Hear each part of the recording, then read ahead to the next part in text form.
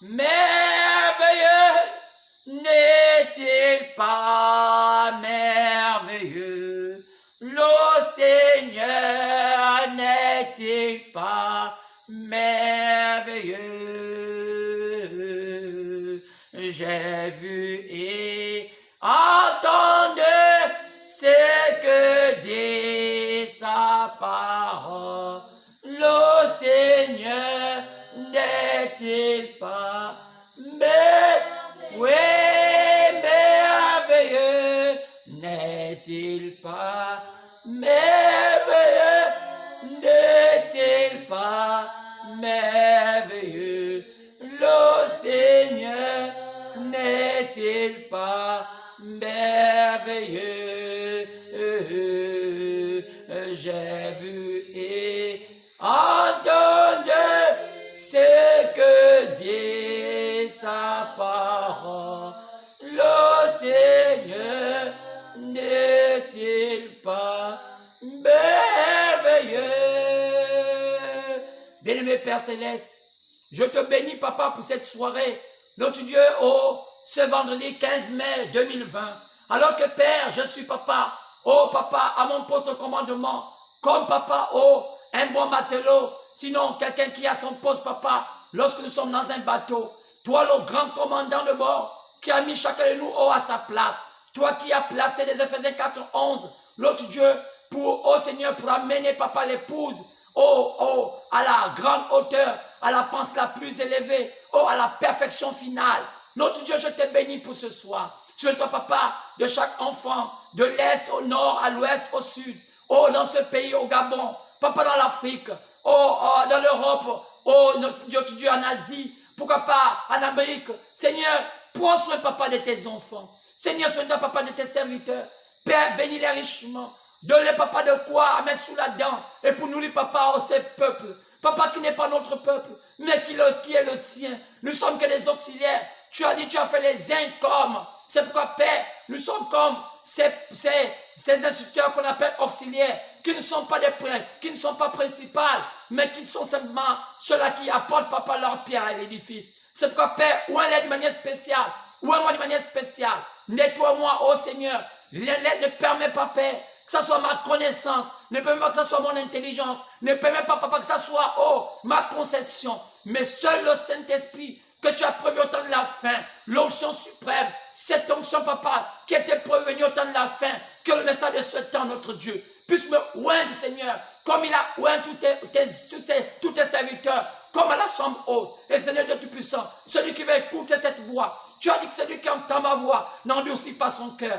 Notre Dieu, je crois, et que tu as dit que la foi vient de ce qu'on entend, et ce qu'on entend vient de Dieu. C'est pas prêt. Tu as dit l'homme ne vient pas seulement de pain, mais de toutes paroles qui sont de la bouche de Dieu. Oh, notre Dieu, il peut arriver que quelqu'un quelque part se trouve dans un souci, affligé, quel que soit là, il se trouve, dans une prison, dans un commissariat, quelque part, il ne se sent pas bien. Oh, peut-être, Père, il lui manque de quoi manger. Seigneur, pourvois, Seigneur, aux besoins. Tu as dit, tu ne laisses pas, Papa, l'orphelin. Tu ne laisses pas, Papa, la veuve. Oh, notre Dieu, c'est pourquoi, Père, prends soin, Papa, de l'orphelin.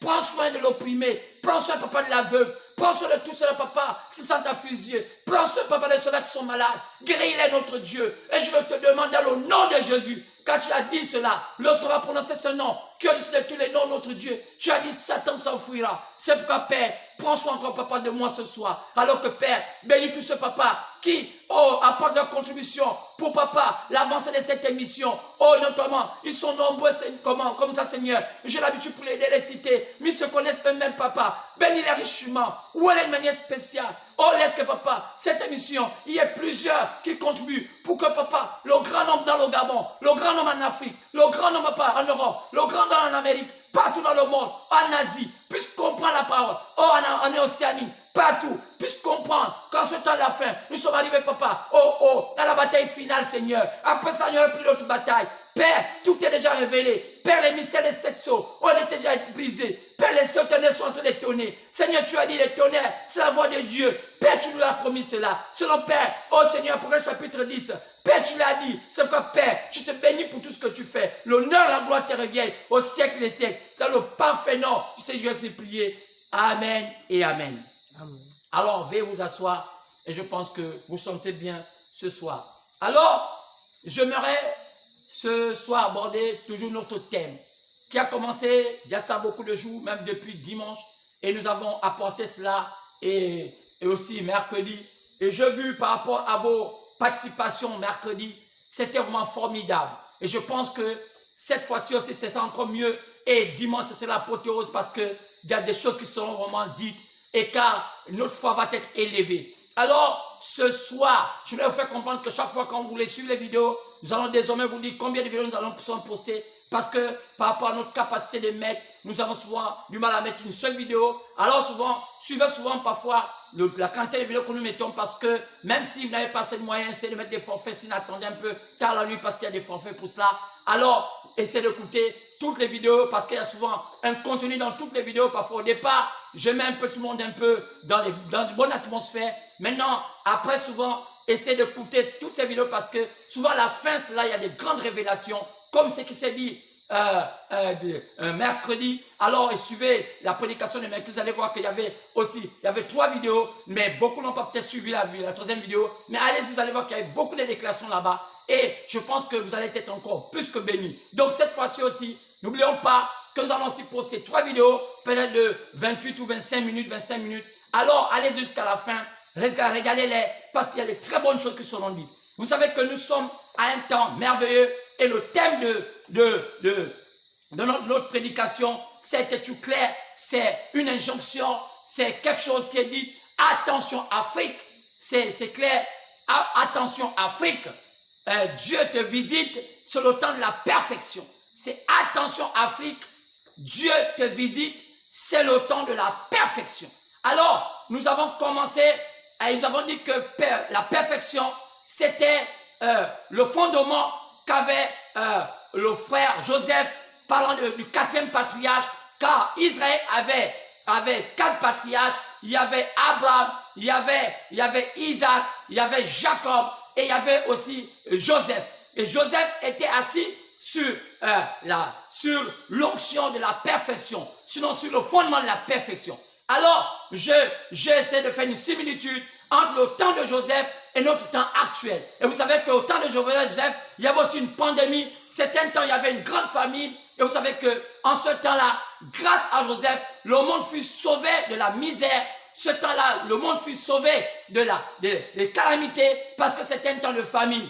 Et c'est Dieu qui avait mis à cœur, qui avait mis dans la prédestination de Joseph de pouvoir épargner le monde de la misère, car c'est grâce au don qu'il avait que Joseph fut celui qui avait épargné l'humanité de la misère. Alors quand vous voyez ça, nous avons vu cela, vous pouvez voir ça depuis que nous avons commencé à poster ces messages qui est parti depuis là-bas. Mais j'ai voulu aller dans la profondeur de ce message parce qu'il fallait comprendre pourquoi ce message est apporté. Et là-dedans, nous avons compris que au temps de Joseph, il y avait des forces en présence. Il y avait Pharaon, il y avait l'Égypte. Et je vous ai fait comprendre que Pharaon, c'est le pouvoir qui gérait le monde dans ce temps-là.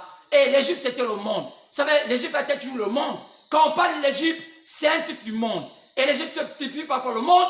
Et l'Égypte aussi typifie l'Afrique. Mais là, il s'agit du monde. Et Pharaon typifiait le pouvoir qui gérait l'Égypte à l'époque. Comme vous savez que Pharaon était le maître de l'Égypte. Et l'Égypte ne respectait que par Pharaon. Car c'était le pouvoir qui dominait l'Égypte en ce temps. Et il fallait maintenant décortiquer qu'il y avait Pharaon. Et donc, il y avait le pouvoir. Et il y avait l'Égypte. Il y avait le monde en ce temps. Et il y avait Joseph. Joseph, c'était la puissance de l'Éternel. Car Joseph était celui qui était un patriarche, le dernier des patriarches d'Israël. Alors, il était le pouvoir du Seigneur en ce temps-là. Et Joseph aussi avait son père. Son père était Jacob. Jacob était un type de Dieu. Et Joseph était un type du Seigneur Jésus-Christ. Alors, vous savez, je suis de parler en type. Et après, nous avons suivi qu'il y avait aussi la femme de Joseph. La femme de Joseph avait été le type de l'épouse que le Seigneur allait prendre vers les nations, comme il est écrit que Acte chapitre 15, partant de verset 13 à 14, l'Éternel va d'abord jeter son regard vers les nations pour choisir parmi les nations un peuple qui va porter son nom. Et Joseph va comprendre que celui ou bien celle qui porte le nom de l'autre, ce soit une épouse. Quand on dit que cette épouse ne doit plus porter le nom de sa famille lorsqu'elle est mariée. Alors c'est pourquoi ce peuple va porter le nom du Seigneur. C'est ce peuple qu'on appelle l'épouse de Jésus. Et l'épouse de Jésus est choisie parmi les nations. Pas en Israël, mais parmi les nations. Alors cela, il faut comprendre ces choses. Et après, je montre aussi que, hormis Jacob, il y avait aussi ses frères. Les frères de Jésus, c'est ceux-là qui sont un peu comme les beaux-frères de l'épouse. Alors c'est Israël. Israël, ce sont les frères de Jésus. Alors vous savez que là-dedans, il y avait une particularité. Joseph ne voulait que voir son petit frère qu'on appelait Benjamin. Mais qui est Benjamin en type là? Benjamin est la dernière portion que Dieu va choisir pour aller, lorsque Dieu va terminer avec les nations, l'Éternel va repartir en Israël pour aller chercher la portion qui va rester. Cette portion-là, la Bible nous dit qu'ils sont 144 000. Alors ils seront appelés à sortir des ténèbres par 2 hommes. Et il y aurait Élie, et il y aurait l'onction d'Élie, il y aurait l'onction de Moïse. Alors c'est écrit dans Apocalypse chapitre 11, on les a appelés les deux oliviers. Donc c'est clair.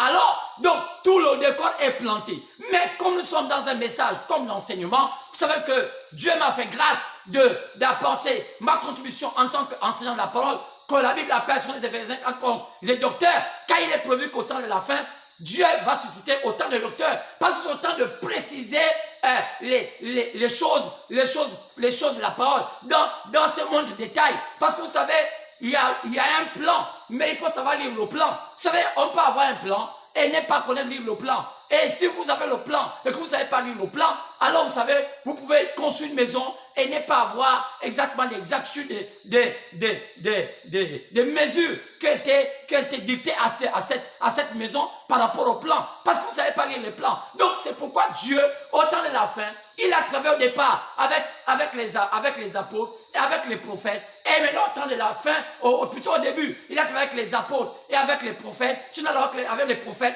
après avec les apôtres. Mais au temps de la fin, il veut susciter des docteurs, des enseignants, les gens qui savent mettre la précision. Et chaque enseignant a un domaine précis. C'est pourquoi moi j'ai un domaine précis. C'est pourquoi je vais dans mon domaine et je crois que Dieu m'utilise et puissamment. Et je pense que par vos nombres de vues, ça montre que vous êtes intéressés. Et je vois que même hors de l'Europe, même hors du monde, plutôt hors de l'Afrique, plusieurs m'écrivent et je vois ce qui vient même de pays américains. Alors, je pense que vous m'écoutez là-bas. Et si d'autres n'ont pas encore écouté, envoyez ces vidéos et faites tout pour que les gens puissent connaître, comprendre la profondeur de Dieu aujourd'hui au temps de la fin.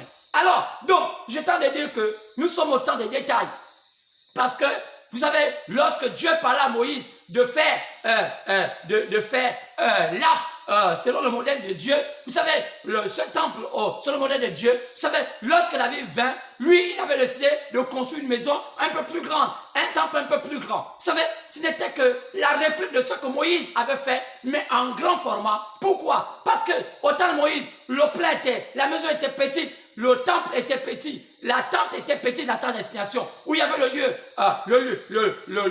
très saint, le lieu saint et le pavé extérieur. Donc, vous voyez, remarquez, donc, au temps de Moïse, plutôt au temps de David, lorsque David va vouloir construire une maison à l'Éternel, c'est le même plan qui a été fait, mais à une grande dimension. Donc, le plan qui était petit au temps de Moïse, la maison qui était petite au temps de Moïse, qui était conçue au modèle du plan de Dieu, au temps de David, conçu par son fils Salomon, car Dieu avait demandé cela, il fit un grand prototype. Cette fois-ci, il fallait maintenant voir clairement le plan. Donc, au temps de la fin, comme Salomon est un type du temps de la fin, est un type aussi du temps où le monde serait dans la paix. Alors, vous voyez, donc il fallait qu'il fasse un temple à une dimension tellement élevée pour que tout un chacun ait maintenant la connaissance de ce qu'ont été bâti le temple.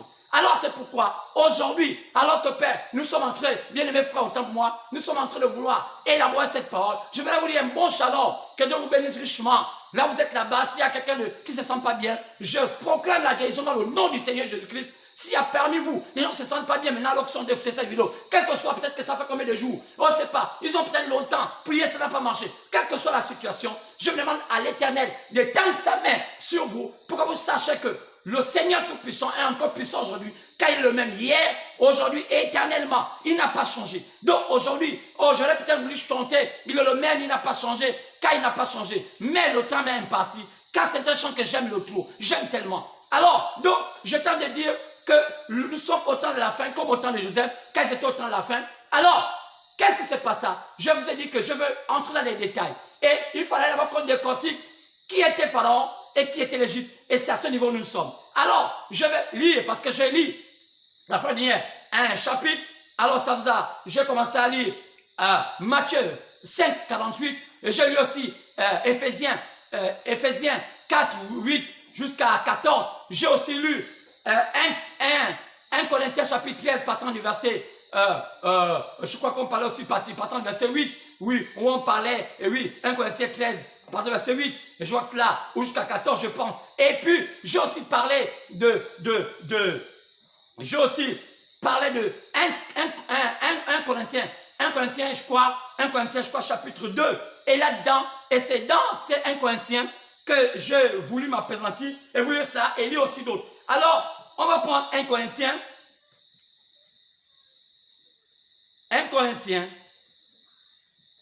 chapitre 2. 1 Corinthiens, chapitre 2.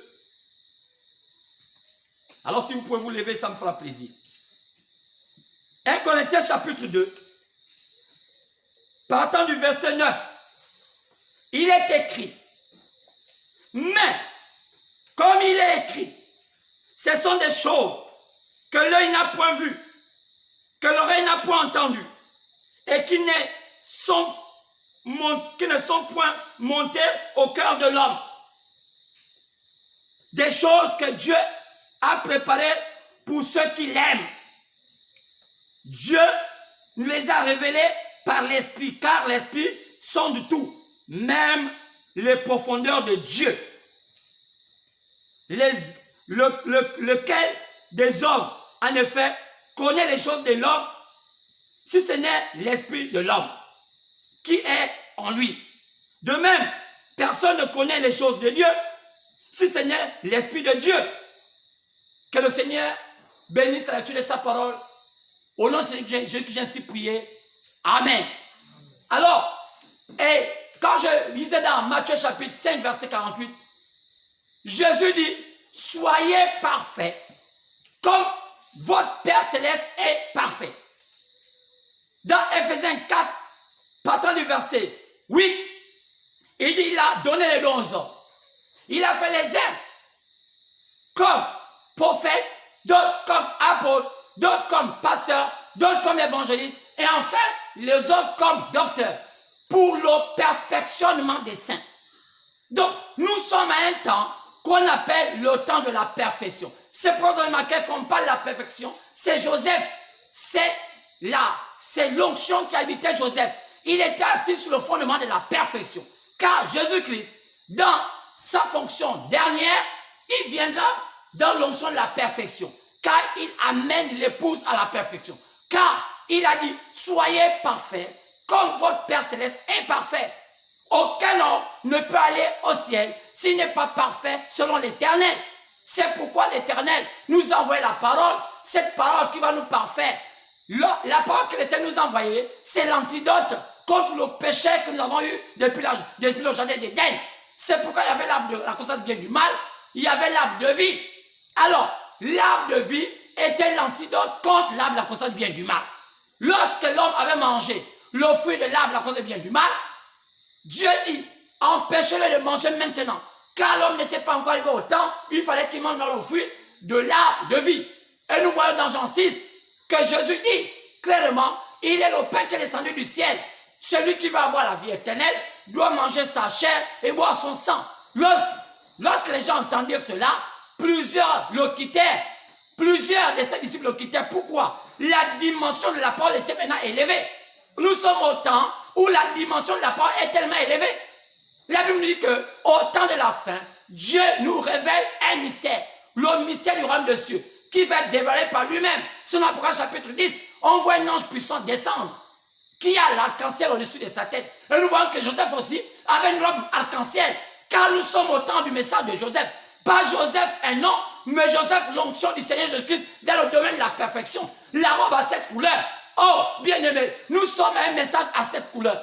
Oh, bien-aimé, oh, je ne sais pas quoi vous dire. Je me réjouis. Je me sens quand même un peu plus religieux.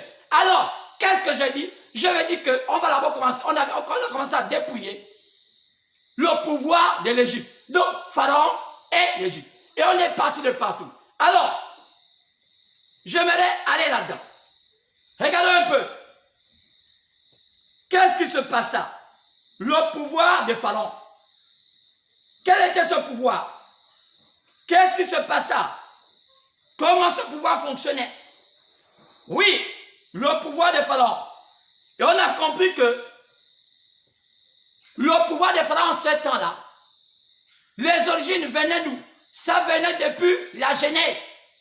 Quoi c'est? On a compris que depuis la Genèse, le diable, qui était dans la forme invisible, qu'on appelait l'ange de lumière, qui a été précipité après la grande bagarre qui s'est passée au ciel, par Michael, l'ange. Alors, qu'est-ce qui se passa? Il se passa qu'il venait sur la terre. Mais lorsqu'il est descendu au jardin d'Éden. Lorsqu'il est descendu au jardin d'Éden, il était celui qui était là, la connaissance du bien et du mal. Et la Bible dit que celui qui est entré dans le serpent, et c'est lui qui a permis au serpent d'aller séduire Ève. Et lorsqu'il a séduit Ève, il donna à Ève une grossesse. Alors l'histoire nous dit que Ève eut une grossesse venant de deux personnages. Il y avait le serpent et il y avait aussi Adam. Mais les gens se sont posé la question, comment le serpent avait pu engrosser Ève alors que le serpent n'est que rampant? Mais l'histoire nous dit que avant que le serpent ne soit maudit, le serpent ne rampait pas. Le serpent parlait. Quand les gens qui font la chimie, les gens qui examinent le sang, je ne sais pas comment ils les appellent, je crois que c'est là. Alors, ils ont essayé d'examiner le sang des chimpanzés qui ressemble à l'homme. Ils ont compris que le sang de tous les sangs des animaux, c'est le sang du serpent qui est plus proche chimiquement que le sang du chimpanzé. Donc, en réalité, le serpent était plus proche de l'homme que le chimpanzé. Alors, donc, le chaînon manquant entre l'homme et le chimpanzé, c'était le serpent. Donc, le serpent était plus proche de l'homme. Alors, donc, le serpent alla en intimité avec Ève. C'est quoi remarquer que lorsque Ève fut enceinte, elle fit 2 enfants. Un, on l'appelait Caïn. L'autre, il avait un nom, Abel. Et vous savez que l'un d'eux devint meurtrier. Lorsque Dieu examina le comportement des deux, Dieu dit que faites-moi une offrande. Quelque chose vient du fond de votre cœur. Regardez, l'offrande, c'est quelque chose qui vient du fond de ton cœur. Ce n'est pas une histoire qu'on t'exige. C'est quelque chose qui vient du fond de ton cœur. Peut-être que c'est une dîme où tu es limité à payer le 10e de ton salaire. Mais l'offrande, c'est quelque chose qui vient du fond de ton cœur. Tu dois donner comme tu penses. Tu peux donner 100 francs. Tu peux donner 1000 francs. 1 million. Mais ne donne pas selon ce que les gens veulent dire.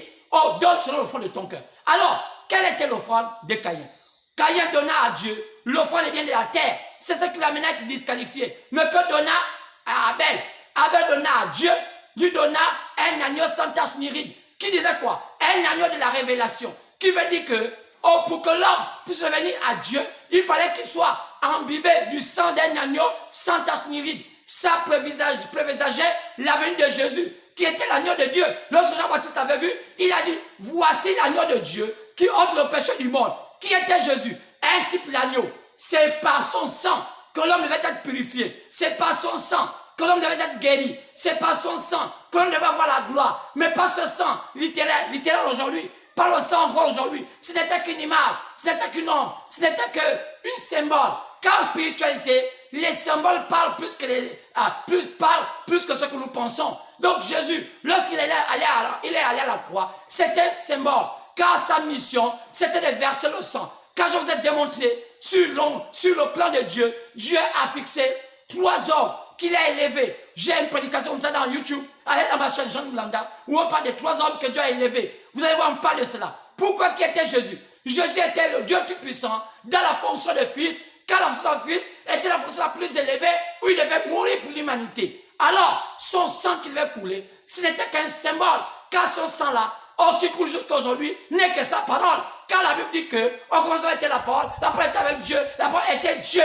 Donc, le sang qui coule aujourd'hui de Jésus n'est plus le sang littéraire, comme ce sang qui est à Golgotha, car le peu de sang qu'il avait, car l'être humain n'a pas autant de sang pour embuer toute la terre. Ce n'était qu'une symbolique. Alors, le sang là, c'était la parole. Alors, c'est pourquoi c'est par la parole. Donc, le sang de Jésus, c'est la parole. Lorsque vous avez reçu cette parole, c'est le sang de Jésus-Christ qui vous purifie de tous vos péchés. C'est pourquoi c'est ce qui vous a franchi. Ce n'est pas tous les similacres qu'on voit aujourd'hui, ce n'est pas tous les mensonges qu'on voit aujourd'hui, mais c'est la pure parole, la parole révélée. Il a dit à Pierre, pas comme disent les catholiques, que c'est sur Pierre. Non, il a dit, c'est sur cette pierre.